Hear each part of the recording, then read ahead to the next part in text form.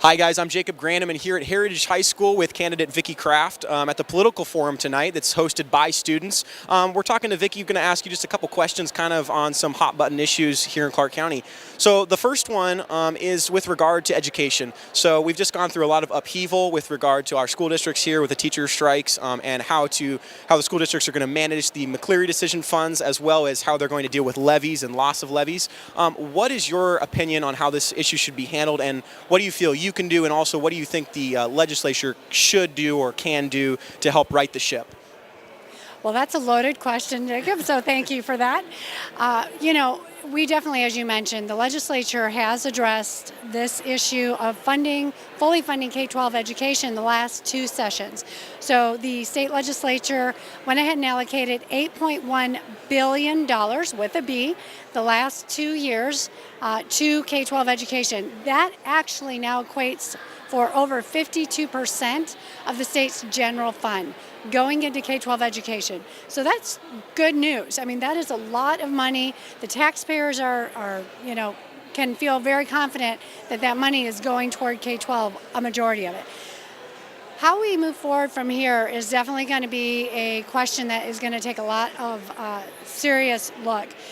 We certainly saw play out here locally some of the, I'll say, maybe discrepancies or difference of opinion on how that state money then should translate through the local districts to, in this case, teachers. That is something, we as the legislature tried to put some protections or parameters around some of the money, but we certainly wanted to leave local control. So a lot of that money was still left with some flexibility. So local districts could decide, here's how we want to spend that money, or here's how we need to spend that money. I think, as we looked at how the last two sessions went and that increased allocation from the state, teacher wages were raised to $42,000 plus. Yes, there was a high-end address, around $94,000. And, around those parameters, again, local districts have opportunity to decide for themselves how that needs to be addressed. I do think there were some local inputs or pressures, however you choose to look at that, that may have driven some of the dynamics we saw play out here over the last month with many of our districts facing strikes. That was, I felt like, unfortunate, just because, again, we had allocated $8.1 billion more dollars, and however that translated through, we didn't have control, but we were still faced with the strike. So all in all, I'm sure, we're going to look at this additionally. I personally don't feel like we need additional funding at this point. I think we need to see how this plays out over the next at least couple years. I know some of the school districts have concerns that, there's some potential insolvency in certain areas of their budget. So I'm sure we're going to look at that. But again, I do think we need some time to see how this actually implements. Awesome. Thank you so much. Yeah, and then the next one is with regard to transportation here in Clark County.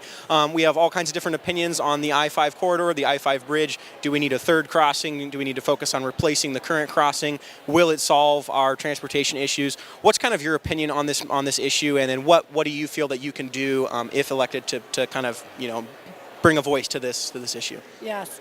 Well, I appreciate this question. I was actually just earlier today at a Washington Senate Transportation Committee meeting. It was held down here locally in Vancouver. I expect that's going to be available, here at local media. But, as I went into that meeting, obviously the focus was around a bill that passed in 2017 to replace the I-5 bridge. I am not in favor of that necessarily as a next step. I believe if the problem we're really trying to solve, I always go back to this, if the problem we're trying to solve is reducing congestion on the I-5 corridor, and it's really to reduce congestion as the main priority, then we need additional roadway capacity, and that's a third bridge. And if we're looking at the I-5 corridor, then we need to move commuters and freight as quickly as possible off and around the I-5 corridor, which would be a west side bridge option. I have had conversations with former Kiewit engineers, BNSF, about possibilities with their current bridge. I know Oregon Representative Rich Vial has also had interest in creating a Northwest Passage from the Oregon legislators' side of the river. So I introduced a bill, actually an amendment in 2017, which later became a bill I introduced in 2018, to really look at the possibilities and what those possible West Side option paths could be, and what the cost could be related to that, what those would look like, and what the environmental impacts and development impacts would be. $300,000 for an independent consultative study, and we could have had a report on that by this December 2018. Unfortunately, I didn't get much traction on that, so I wasn't even able to get a Transportation Committee hearing meeting. But that is something I will continue to move ahead on. When I'm out talking with voters right now at the doors, literally, and I'll be conservative, 90% easily of the people I talk to when I mention my third bridge West Side option, as soon as I say, yep, I'm in favor of a third bridge, they all either go, phew, or laugh and say, yeah, absolutely, we want that. So I think as a next step, that is what we need to address is the customer, or in this case, our taxpayers' needs. And I'll say lastly, there was recently an article that was published in the media October 1st in the evening that actually showed a survey that was recently commissioned by PEMCO Insurance of 1,200 commuters in the Washington, Oregon areas. And of those 1,200 that were surveyed, almost 3/4 of them said they preferred to drive their cars as their preferred mode of transportation to and from work because it was most convenient. About half of those 1,200 said they actually prefer their cars as a means of transportation because it was faster than transit, faster than bikes, other modes of transportation.